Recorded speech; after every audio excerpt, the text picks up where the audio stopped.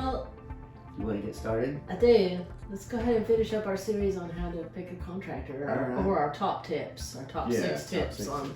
how to pick a contractor. And we're going to finish up with two really good ones, I think, that will help folks. So what's your final two tips that you want to share for this series? Well, second to the last is check the coverage.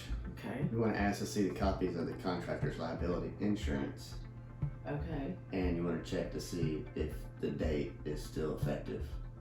Sometimes they may forget to renew it or something, so you want to make sure that those are up to date and that they're covered All right. in case something was to happen. So the contractor should have a certificate that shows me that? Of course, just like a car insurance Like paper. a car insurance paper it is? Okay.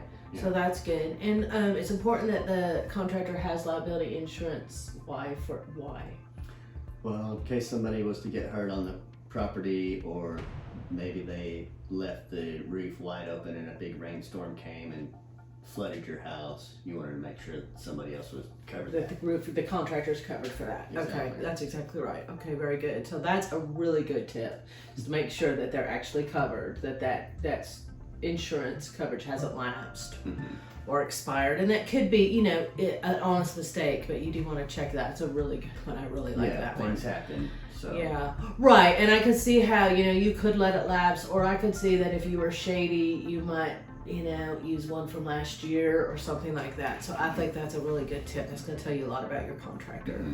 All right, what's your final tip? Maybe not the best tip, but the one to wrap up the Right. series for this time. Well, you want to check the warranty. Okay. You want to be able to make sure that you can read and understand the warranties. I know a lot of lawyers get in there and write a bunch of things you can't understand sometimes, or it's really small. Right, you want to read all the fine print, okay? Yeah, and you want to watch for things that may void that warranty. Okay, And okay. Good, that's good. that's it. All right. Well, I really think that we've covered from, pretty much the whole scope of what you're going to be looking at before you hire a contractor. And that's really the most, important time, really. I would say the most important day in the life of your roof is the day it's installed. But you really need to do your homework before that roof is installed. So I think you've given some really good tips. And if you followed all 6 of them, you would be hiring a good contractor at that point in time and have done your homework. So I think the bottom line for everyone, what do you think, Larry? If it sounds too good to be true, it probably is. What do you think? Well, price is a big factor in a lot of people's decisions. It is a big factor, but it shouldn't be the only factor. Would you agree? I totally agree. Okay. Great. I think that's great. I think that leaves you guys armed with a lot of information, especially in our market with all of the roofing companies that